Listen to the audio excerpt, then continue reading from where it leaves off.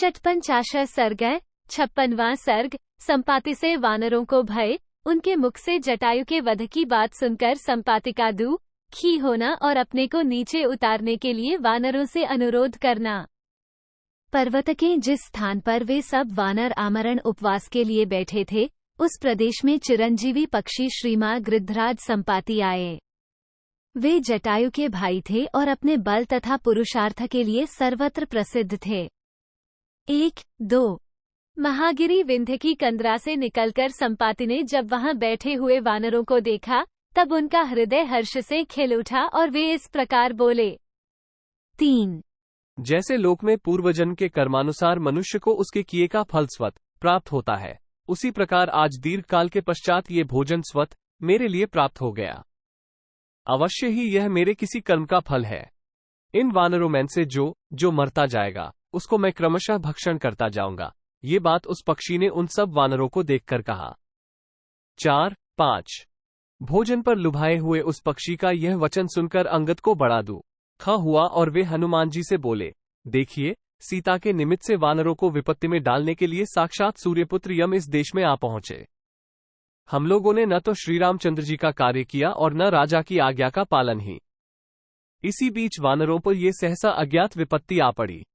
8 विदेह कुमारी सीता का प्रिय करने की इच्छा से गृध्रराज जटायु ने जो साहसपूर्ण कार्य किया था, वह सब आप लोगों ने सुना ही होगा। 9 समस्त प्राणी, वे पशु पक्षियों की योनि में ही क्यों न उत्पन्न हुए हों, हमारी तरह प्राण देकर भी श्री रामचंद्र जी का प्रिय कार्य करते हैं। 10 शिष्ट पुरुष स्नेह और करुणा के वशीभूत हो एक दूसरे का उपकार करते हैं, अतः आप लोग भी श्री राम के उपकार के लिए स्वयं ही अपने शरीर का परित्याग करें। 11 धर्मज्ञ जटायु ने ही श्री राम का प्रिय किया है।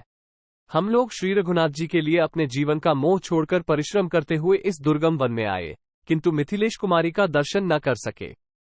121/2 गृध्रराज जटायु ही सुखी हैं, जो युद्ध में रावण के हाथ से मारे गए और परम गति को प्राप्त हुए।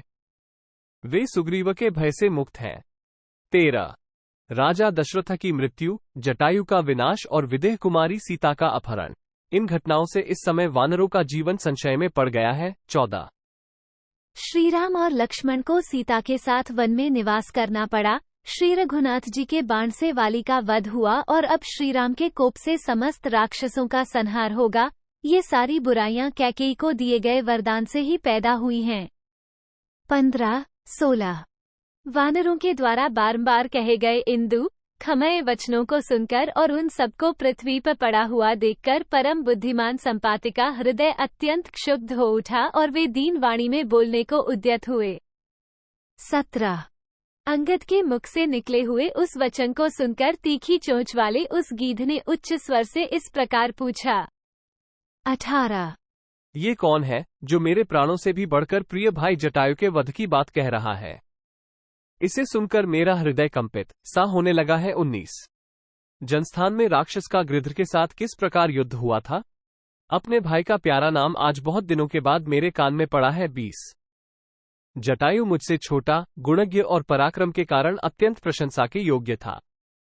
दीर्घ काल के पश्चात आज उसका नाम सुनकर मुझे बड़ी प्रसन्नता हुई। मैं चाहता हूं कि पर्वत के इस दुर्गम स्थान से आप लोग मुझे नीचे उतार दें। श्रेष्ठ वानरों, मुझे अपने भाई के विनाश का वृतांत सुनने की इच्छा है। 21-22 मेरा भाई जटायु तो जनस्थान में रहता था। गुरुजनों के प्रेमी श्री रामचंद्र जी जिनके ज्येष्ठ एवं प्रिय पुत्र हैं, वे महाराज दशरथ मेरे भाई के मित्र कैसे हुए? 231/2 शत्रुघ्न वीरो, मेरे पंख सूर्य की किरणों से जल गए हैं, इसलिए मैं उड़ नहीं सकता, किंतु इस पर्वत से नीचे उतरना चाहता हूँ। 24 इत्यार्षे श्रीमद् रामायणे वाल्मीकि आदिकाव्ये किष्किंधाकांडे षट्पंचाशः सर्गः 56 इस प्रकार श्री वाल्मीकि निर्मित आश्रामायण आदिकाव्य के किष्किंधाकांड में 56वां सर्ग पूरा हुआ। 56